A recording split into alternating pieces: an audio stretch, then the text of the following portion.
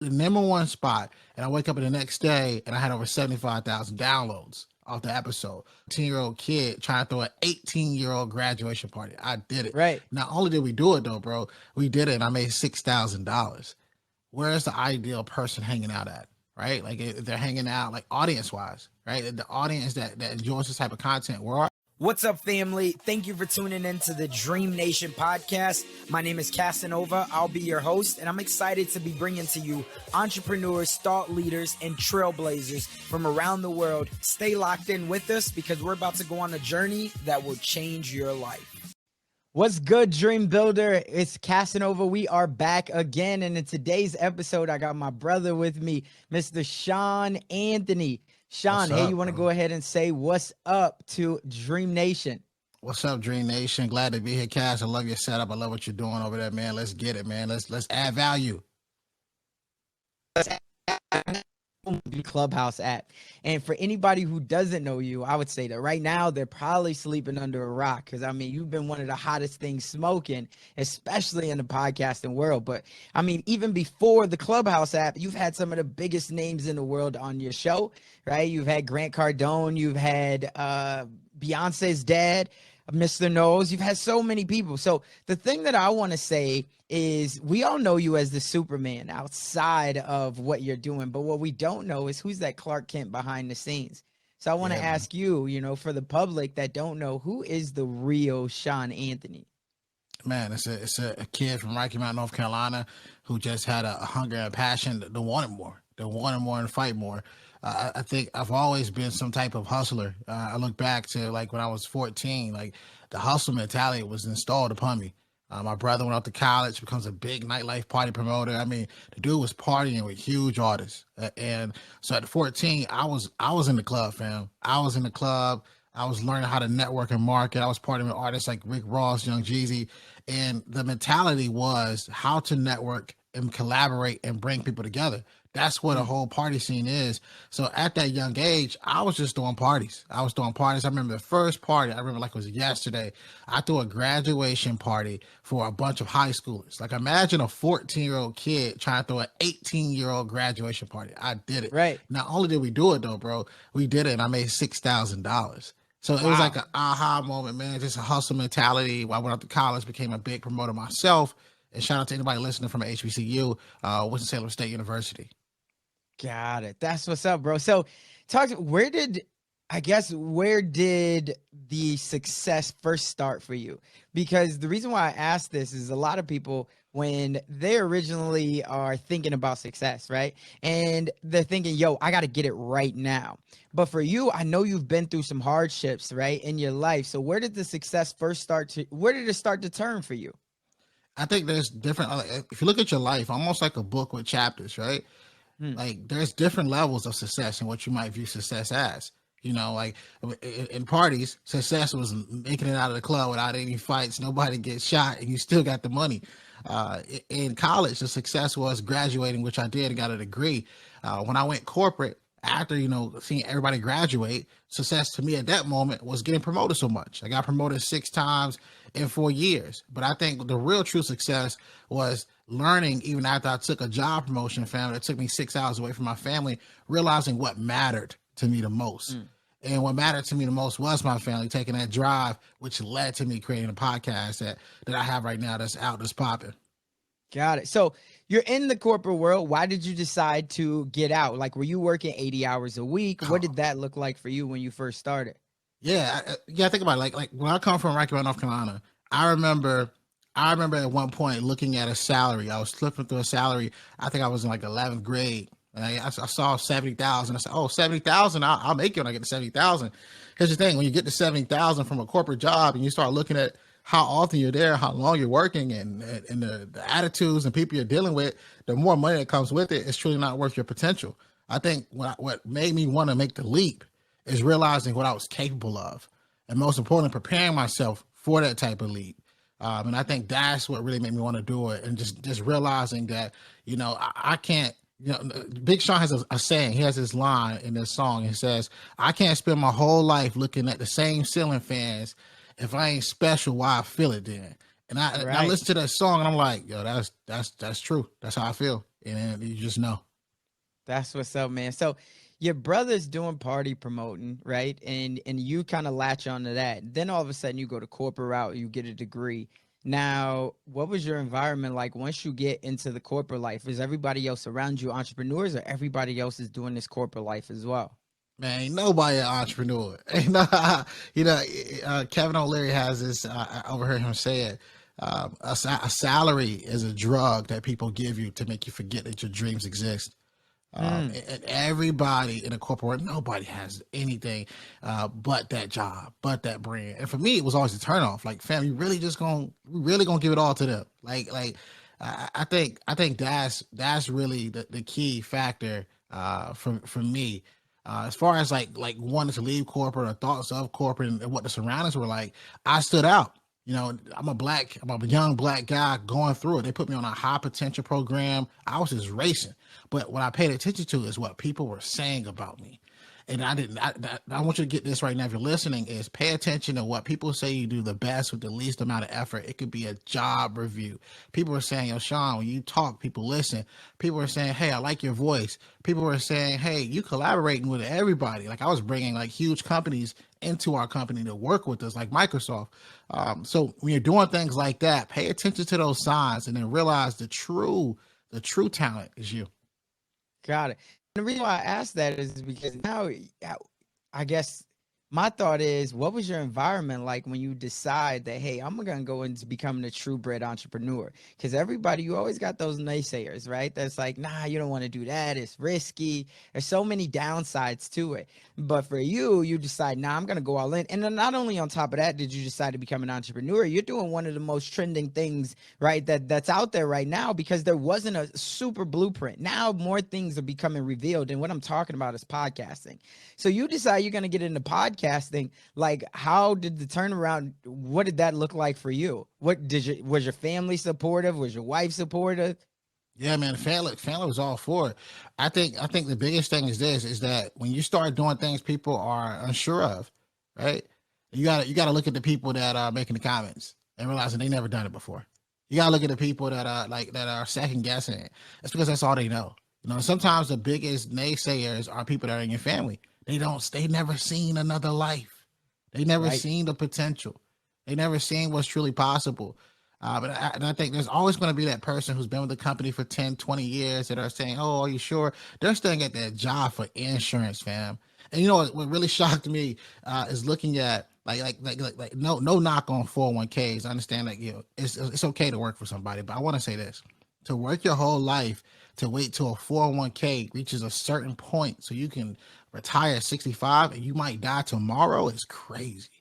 Because Facts. most importantly, if you got that goal, that dream, that idea, that whatever 100,000, whatever goal you got for your 65-year-old of life, you can get that in a month. This is truly being focused and realizing what you can do the best and tapping into it. Man. So why podcasting? I think that's the first thing that a Yeah. lot of people want to, because they've heard your podcast, they've seen you talk about podcasting. Why podcasting? You could have did some of anything. Why podcasting? We still doing some everything too. So Right? Facts. yeah. Cause think about like there's things that happened and you don't know why you're doing it, but they all tend to kind of formulate in a crazy way. Right. I talked about it earlier, like 14, throwing parties, throwing events. Now look at my life now with COVID and with all these other things, fam, I'm still throwing events. I'm putting them Yeah. together in a different way. Like whether it's the podcast culture conference where we did last Saturday, which is going to turn to something crazy, but for me, podcasting was it, because when I stood in those boardrooms, when I stood on those meetings where I'm speaking in front of the CEO, fam, the CEO and the president of huge 500, like these are huge companies, and I'm looking at their face, I'm looking at their response, I'm looking at how they're going with what I'm saying. I saw that I was doing too much for them that I could do for myself, but most importantly, that people paid attention. And I knew that the people that I really wanted to reach were people that looked like me. And I knew the way to do that was utilizing my voice by bringing on huge people who've already achieved levels of success, but telling their stories on my platform, School's Over Now What. Got it. So how did you get, because now we're getting into the meat and potatoes, right? Of how you started to do it. Because when you first set out, you decided, okay, I'm going to use this platform to really be able to build relationships with people. I want some of the biggest name people. How did you get that first guest, and who was that first guest for you? Yeah, man, good question. I think in the beginning stages, like we all just want to get started. So in the beginning stages, I was interviewing like the hottest DJ, girl who started a business out of college. But at episode 7, things changed. Episode 7, I took my shot at a guy who was releasing a new book. I watched him all the time on Bravo, New York Million Dollar Listing. I took my shot at Ron Serhant. And I Okay. said, hey, this is the show. This is the concept of the show. This is why I think you'll be a perfect person for this show. And I want to make it happen. And he said, yes. And at the time, I didn't think too much of it, but I said, okay, he has over 1 million followers. He's saying yes to this now. A lot can happen to this. So I wanted to make sure I gave the type of interview that could possibly go viral. He'll say something he's never said before. And I knew he was doing a vlog at the time. So the whole time he's interviewing with me, right? He was doing it like through his phone. He had his phone on speakerphone. He's having cameras follow him around New York, and you could hear my voice speaking back to him. And he was saying some of the craziest things he's never said before, because I put him in a position of giving me the Ryan that's not in that suit and tie, but the Ryan that is in a white t-shirt eating like Oreo ice cream. And he just went in. And he said something that was just crazy about, education and being a student after you graduate, and how, forget the money. I say forget the money, but he said F the money. And he Yeah. takes this clip, he puts it on YouTube on his vlog, and fam, it blows up. And so I saw so many people commenting, who is he talking to? Who's pulling these questions out of him? So I left a comment. I said, hey, guys, you enjoy this, catch the full podcast episode. And I left the link. I ain't think nothing else of it. I woke up the next day. Ryan had pinned the comment. So it took the number 1 spot. Still there to this day. Took the number 1 spot. And I wake up the next day and I had over 75,000 downloads off the episode. So after that, fam, it was over. It was an aha. It was a domino effect. It becomes a Rolodex where you just start, name dropping people. And it's a wrap, bro. Jeez. So you take that now. What gave you, I guess, the end to be able to get it? Like, did you know anybody that he had already worked with? Like people, because a lot of people right now, they're starting a podcast, or maybe they're starting a blog or a YouTube channel, and they're like, man, I would love to get somebody of the caliber of a Ryan Serhant, but everybody's reaching out to him nowadays. How do I stand out? For you, what was the way that you stood out to be able to get him to say yes? Because I'm sure when he's going on a book tour, everybody's reaching out and they all want to get him on. Yeah, I think about it like this. I ain't had no connection to him. I look nothing like him. I had no connection, no inside scoop, no nothing. I just took a shot. And that's what I think people need to do. Like, stop overthinking they aren't worthy. Stop overthinking their pitch isn't good enough to be, seen or read. They just got to take a shot. And that's what I did. There's like no secret sauce onto that. I think what really made him say, okay, let's do it, is the vision, especially with a podcast. Even when someone's doing a book tour, can the person that you're pitching really relate to your message? I'm talking about schools over now. Like, who hasn't asked themselves that question at some point in their life? Right. But there might be somebody who has a podcast about doing yoga or, baking cookies. If you have a podcast doing yoga and baking cookies and you're pitching, a person like Ryan or whoever, they might not relate to yoga and baking cookies. But so be careful on who you're pitching to and make sure, it's something that they truly, that's relatable to them. Yeah. Talk to me about in the next coming years, right? Everybody's talking about, will Clubhouse, kill podcasts, will live kill podcasts? And you've been somebody who you've been tapping into both networks. Where do you see the future of podcasting? Should people still be starting podcasts, or is there a new trend that you think other people should be jumping on? If you had to start all over, what would it look like for you? Would you do a podcast again? Oh, of course, by far. Yeah, think about it like this. Like there's it's probably millions on millions of YouTube channels. I mean, podcasting is still the infancy stages. It's still at very small stages, and I think the interest, if anything, has gotten higher. Right, COVID hit. Right, when COVID hit in January, over 850,000 new podcasts were created since January, fam. That it's just now getting hot to people. When I started podcasting in June 2018, where I come from, they didn't even know what a podcast was. They was trying to figure out, yo, fam, do we go to SoundCloud? Like, do we go to I think a lot of people so still don't know what it is. Where can I listen to it at? yeah, Purple app. Like, I stumbled across the Purple app at a gas station myself, so I can totally relate to that. So I think with Clubhouse and all these other, social media platforms, you just got to get in there, find out what's really for you, what's the tribe and community for you, spend your time wisely. And if another app comes along, just participate in the app. Everybody has their own preference. There are people who absolutely cannot stand Facebook, and there are people who love it. You just got to find out which platform you perform and work on the best. But I don't think nothing is going to kill podcasts. Everything is elevating it. And I think even COVID has elevated it. Well, by far it has, but by the facts it has.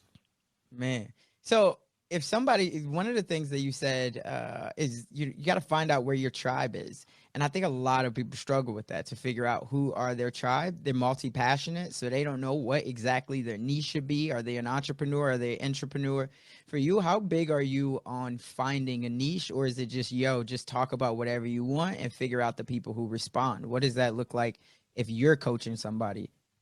Yeah, I mean, I think you have to create it, and then as you create it, you have to ask yourself, all right, is this already being done? If it is already being done, where is the ideal person hanging out at? Right? Like, if they're hanging out like audience wise, right? The audience that enjoys this type of content, where are they? And then you got to go find them, and you have to engage in that content, and you have to be purposeful behind it. I think for me with Clubhouse, the biggest aha was creating Podcast Secrets Revealed. The club has over 26,000 members. I have about 14,000 followers on Clubhouse, but that goes to show you that the value is really in building a community. That's the key, right? And people that want to learn about a subject matter, or want to grow in a subject matter or field that you have the same interest in, and it's just like calling them out, right? It's like having a conversation with them, like one-on-one. And then here's the thing I found out that really works for building a community is the ability to be who you are and not code switch. So many times people get in the rooms, they start talking all proper. Yes, sir. Yes, ma'am. Yada. But the people who really win are the people who are just really who they are. Because you're going to either repel or you're going to attract. That's the key. Facts. Now, one of the things that I think has been so dope about watching you is your consistency, right? You consistently show up. And that's something that we said before, the podcast started, before we went live today. And I want to ask you, for a lot of people, they struggle with getting off the ground, because I think they start podcasts, but I want to say that I read that the average podcast doesn't last past 13 episodes. Correct. Right. And you and I, we've either recorded or, we've recorded our own or been on someone else's. I know I'm going on 200 and some odd episodes. My question to you is, how do you keep your consistency? Because not only are you doing these, but you can find you every Monday night in Clubhouse, right? For your tribe. You can find you consistently showing up on Instagram. Where does your consistency come from? And what are some tools or hacks when you don't feel like doing it? How do you continuously show up?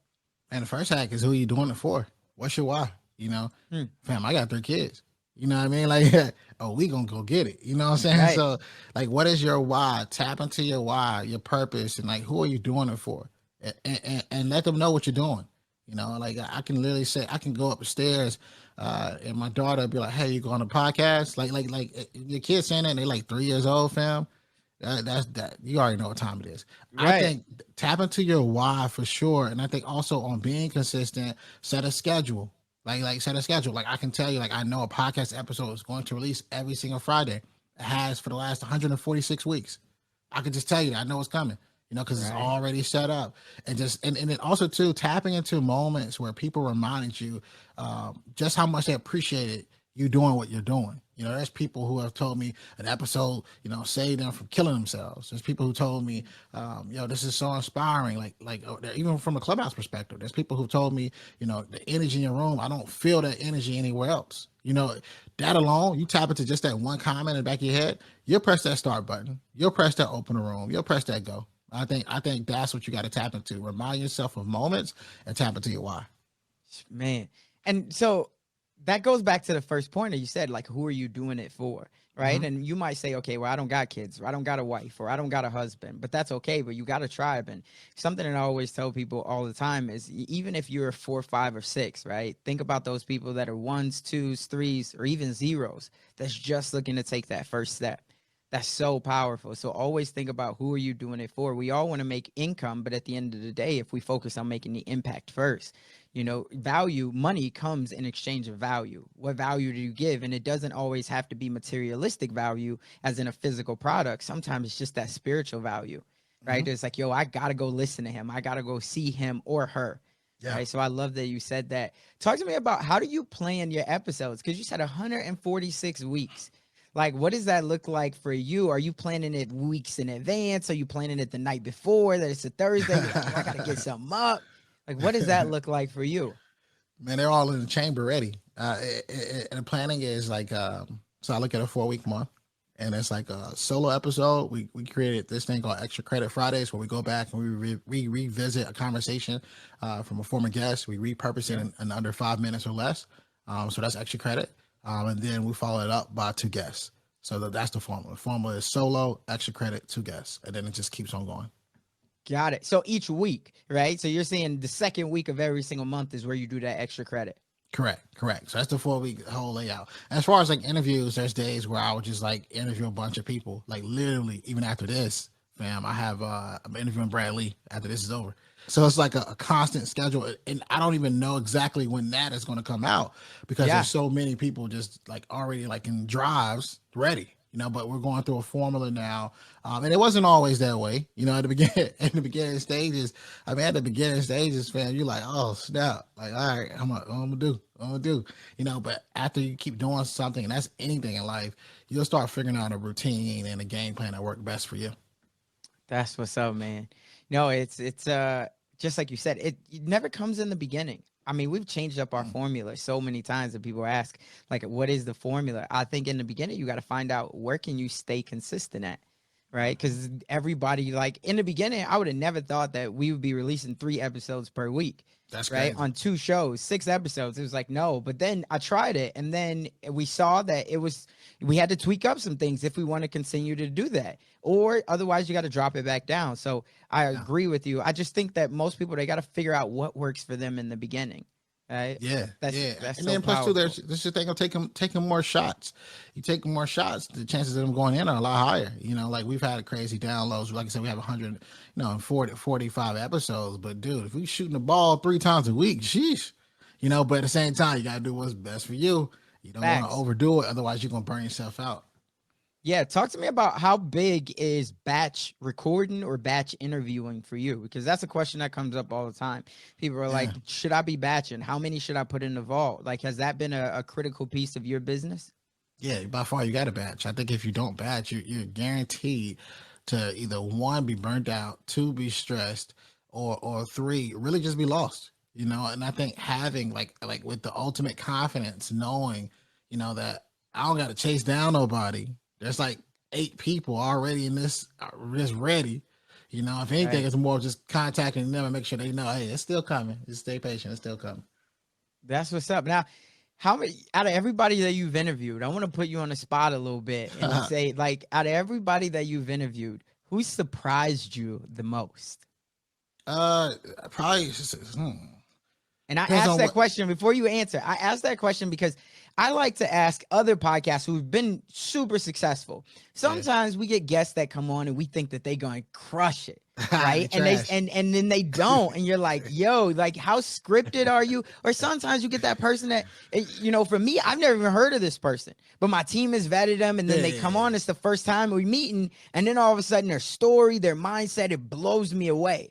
And so that's why I use the word surprise you. It could go either way, but like, who's been that person that surprised you? I had this lady by the name of Brittany McKinnon on the show. And she runs a successful business in Charlotte. She's a boss online. She came on the podcast and absolutely killed it. Like she had beat palsy. She just was a beast. And so many people liked it. And she got her whole tribe behind it. Everybody kept sharing it. They kept rating it. They kept talking about it. And I'm like, this real secret is getting somebody on a podcast who hasn't spoken yet. And they're going to be like, yo, you know what I'm saying? Like, she blew a lot of people out of the water. As far as like a guest that really surprised me, outside of that one, Matthew knows Beyonce's dad. Yo, he was surprising in multiple different ways. I remember the first 10 seconds I met him. He gets up there. He's like, "Oh, whoa, whoa, whoa! They didn't tell me you were black. Oh man, like you know what I'm saying? Like, and then for him to do the interview the first time I met him, he did an interview with me for an hour. Was After that in the interview person was or over, virtual? it was virtual because COVID too. Okay. And for the record, though, we've done like 4 interviews together already. So we done an interview for an hour. After the interview, he called me. We talked on the phone for 45 minutes.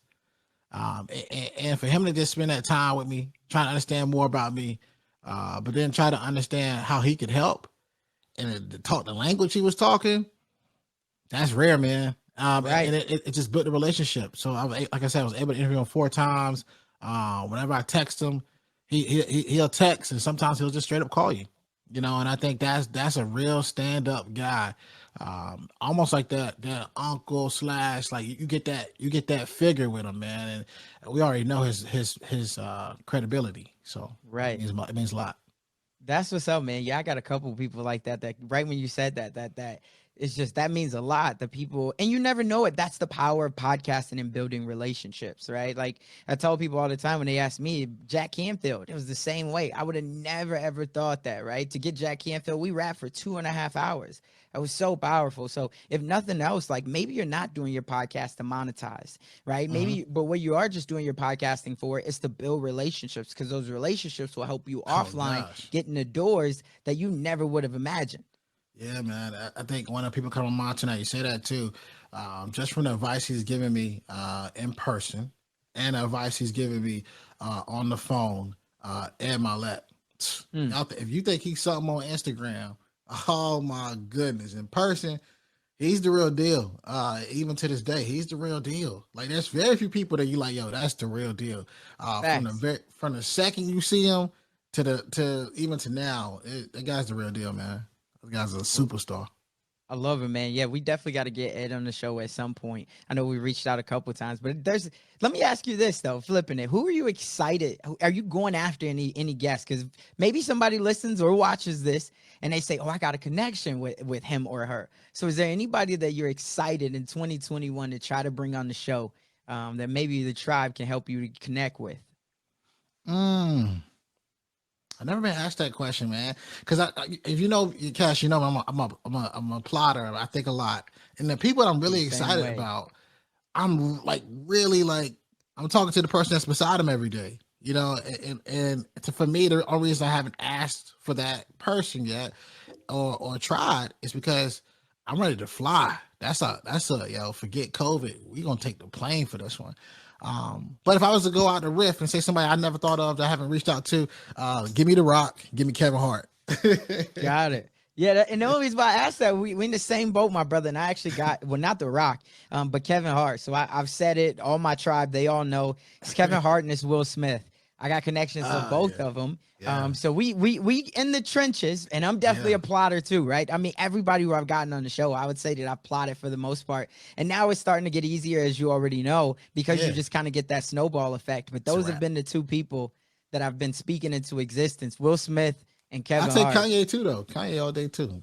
Kanye, you never. I can see Kanye saying yes and then said like, you don't know what you'll get. Of course, I'd love to get him, but I feel like definitely KH would be crazy to get on the show. Yeah, all day.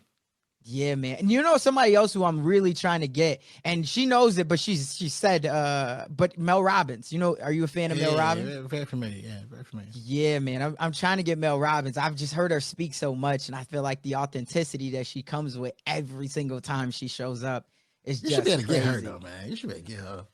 Well, bro, we've been trying. Mel, if you see this, if you're watching this, stop playing. I got so many, and she's already said like that she would do it, but it's time. And I think that what I want somebody else to see or hear right now is it's all about timing. A lot of the times, people won't say no; they're just saying not right now. Because sometimes they want to see how hard are you going to pursue it? How persistent are you going to be? What value are you really going to try to add to their life? Then they come back and they like, yo, he or she, they're different. Like, let me do this. They're different. So yeah, man, I appreciate you sharing that with us. If I get Kevin Hart, I'll be sure to make that plug. I should say when I get him. If you haven't already got him, I'll be sure to make that plug for you, my brother. That's my guarantee to you.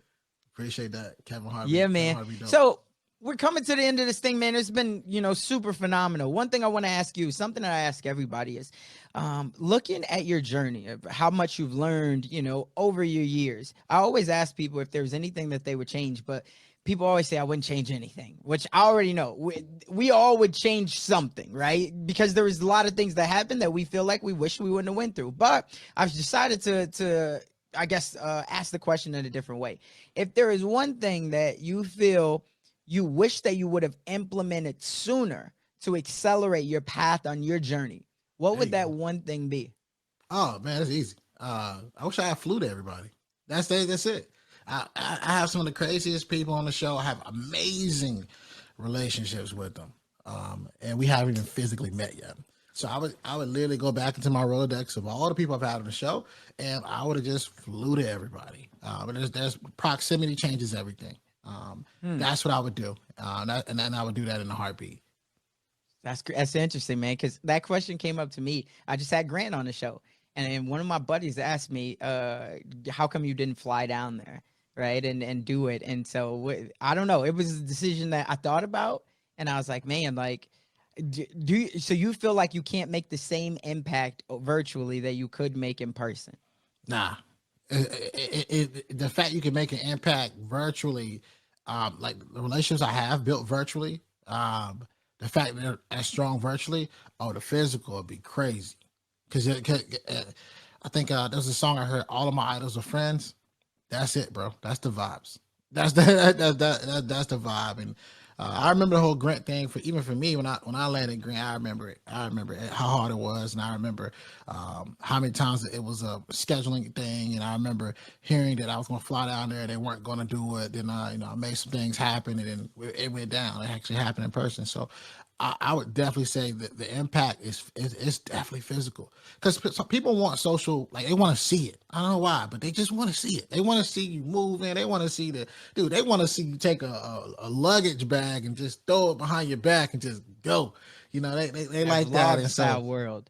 Huh? That vlog style world. Yeah, they want to see it. You know what I'm saying? And so you got to give it to them. So I would say that for sure. That's what's up, man. For somebody that's out here that's still listening, but they got that little voice in their head, and that little voice says that they're not smart enough, they're not strong enough, or maybe they just don't have enough resources. What's that one thing that you would leave them with to get them to just take action? First off, go take a shower and get that little voice off your back. You know what I mean? That's the first thing, man. And I mean, everybody got like little voices and things like that. To take action, you got to really ask yourself, like, who were you? Like before, people told you what wasn't possible. What did you believe? What got you excited? And people get this mistaken so bad with like cockiness and whatnot. No, it is putting the blinders on and just realizing how dope you are. That's all it is. And then realizing that you are worthy, and you attract the right people because you deserve the moment. And that's one of the things, even in corporate, I learned, bro. I was even shocked by myself. I remember, presenting in front of people who were, at the time, they were getting probably about 300,000. I was nowhere near that. And I was selected to be in the room where they were all either $300,000 to $500,000 a year salary. And I was presented to be in the room, sit for the entire time and present. And I second guessed myself. And I remember this regional HR person looked at me and she said, "You belong here, but most importantly, you're in your element." And I just took that same principle and I applied it to life. So guys, if you even have a thought, you belong in that thought and you belong in that element. So show up. Man, for anybody who wants to stay connected with you, we'll make sure that we put all of the links in the show notes. But where can they find you at? Yeah, man, you can find me on all platforms at Sean R. Anthony _, though. At Sean Anthony _. I've been seeing this crazy thing happen, bro, with a lot of these scam pages. This is outrageous. But it's at Sean R. Anthony _. And if the guy got 9 posts and it's off balance of follows and all that, that is not me. But also you can find us on all platforms. School's Over Now. What is the podcast? We're out each and every single Friday, bro. I appreciate you for having me. And I appreciate being up here representing, and most importantly, inspiring Dream Nation. Oh, absolutely, my brother. It's been an honor. I want to be the first one, if nobody else has told you today. Thank you, and I appreciate you. Remember, Dream Nation, just as he said, you got to take action, because as we all know, if we don't take action, that dream that you have, it'll only merely be a fantasy.